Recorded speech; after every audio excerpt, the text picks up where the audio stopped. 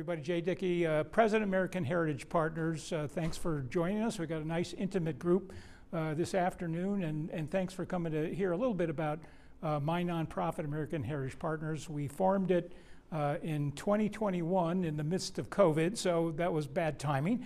But after a couple of years of post-COVID, we've been able to get a lot of traction. Basically what we do is, our mission is to tell the American story through educational outreach. That can include events like today. We do a lot of video content on our website.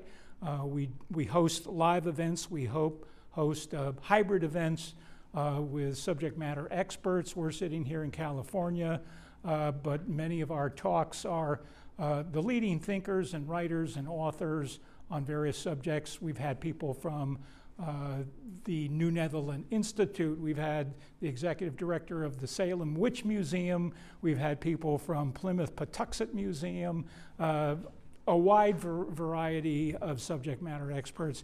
And this is my joy, is to be able to bring this diverse story of American history often to people who have no clue. So when I gave a talk, the executive director of the New Netherland Institute the floor to talk about the history of New Netherland, some of our guests said, what was New Netherland? What was that? And I said, you know New York? That was New Netherland. So, you know, we're educating adults, we're educating youth audience, and so forth. So in my 10 minutes, who are we? I'm from Nevada. We are a Nevada-based 501c3 nonprofit. We're very well funded, and that allows us to do what the name American Heritage Partners implies. We partner with some of the leading organizations in the country: historical societies, museums, archaeological groups like Jamestown Rediscovery, who are doing all the incredible archaeological work. We support them financially with our grants, and we do that with a wide array of organizations. You can see a list here of some of the people we support. I've mentioned a couple of them. I'm a member of the Oregon-California Trails Association. We support them as well. And they are doing, if you've never heard of them, they have 4,000 pioneer diaries from the era of the first generation of pioneers. That's not limited to California, it's everywhere. And they are in the process of trying to digitize and put online this incredible resource of pioneer diaries telling the actual story of the pioneer movement west. We support that with our grants and our other sorts of support. New York Genealogical and Biographical Society, some of you may have heard of it. They cover the waterfront of New York history, dating all the way back to the Dutch settlers.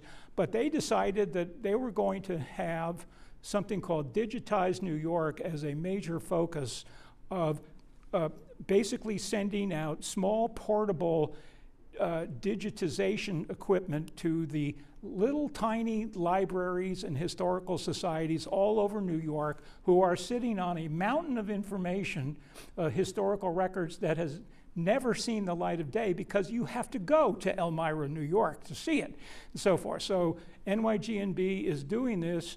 It's just started this last year. We support that. So we actually buy the equipment, or we give them the money to buy the equipment to go out into the field all around New York to support this effort. I call it historic preservation, because that's what it is.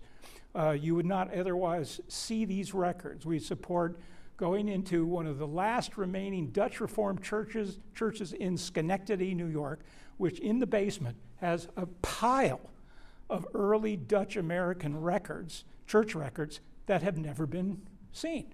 So we're supporting that effort. So that's what the part of what our mission is. Some of our offerings, I just list them here. I won't read them all out for you, but we're multidimensional. I mentioned we do in-person events. Our website is very robust. Angela here will demonstrate it in the back of the room if you stop by our table. It's a very rich website with educational content of all kinds.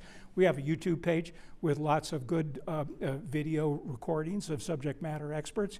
We're very much involved in social media. We have a very active Facebook page. We'd like you to come, like us and friend us and so on and so forth. If you wish to see our quarterly newsletter, you can sign up for it on the back table.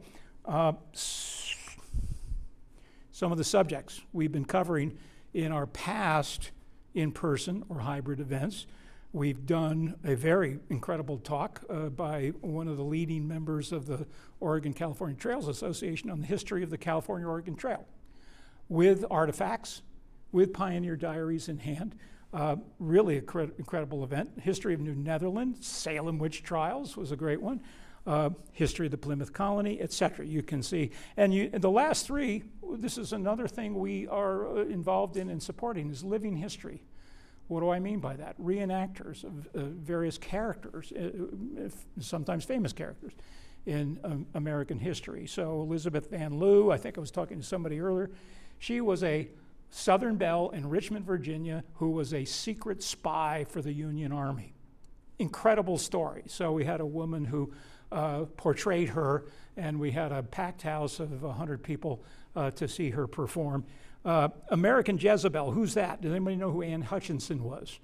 A religious nonconformist in Massachusetts Bay Colony who took on the church leaders and the political leaders of Massachusetts Bay Colony. She was tried and convicted of heresy. She was banished. Her story is incredible. We had another reenactment, living history of her. And then lastly, we did one up at Lake Tahoe this last summer, 2025. John Adams. It was a commemoration of the convening of the Second Continental Congress. That sounds kind of brainiac, but we had a really great reenactor who told the great story of how that all came about. And we had a great group of people out on the lake to do that. So that's another part of what we do, living history. We support that. So my ask to all of you, my last slide, here's what I hope to gain from you is, of course, your support. We'd like to see you sign up and receive our newsletter. We'd like to see you, I'm not on Facebook, but everybody has to be, so we are. Friend us or whatever it is, come look at our stuff on Facebook. And then we've got 3 upcoming events, which I realize that not everything is right here in Santa Clara. We're doing a Zoom on this coming Friday. We've ran out of the handouts here, but you can go to our website. It's a free Zoom where this same fella who was performing last summer is going to do another rendition of John Adams about the fateful month of June 1776 in Philadelphia, where he, Thomas Jefferson, and Benjamin Franklin wrote the Declaration of Independence. It wasn't just Thomas Jefferson. Okay, that's on, pardon me? June 19th, not the 17th. Did I get that wrong? Yeah, it's this Friday. Sorry, the 19th. Who got that typo? All right, thank you. 17th, sorry. You did that No, wrong. it's the 19th. It's Friday the 19th. Okay, and then I'm going to be in Philadelphia, July 2 to 5. There's going to be a lot of stuff going on, and we're going to have daily video feeds from Philadelphia, free. And then lastly, in October, we're going to have a hybrid event with a subject matter expert, Mark Summer, talking about Bacon's Rebellion, to a live audience here and a live audience where I come from in Nevada. So, any questions? I hope you'll support us. I hope you'll just check out our website. There's lots of content there, lots of interesting stuff, and we refresh it several times a week. So there's always new content. Just posted a story yesterday about, who knows George Mason? He wrote the Virginia Declaration of Rights, which set the ground for the Declaration of Independence. George Mason, Mason University. Okay, thank you very much.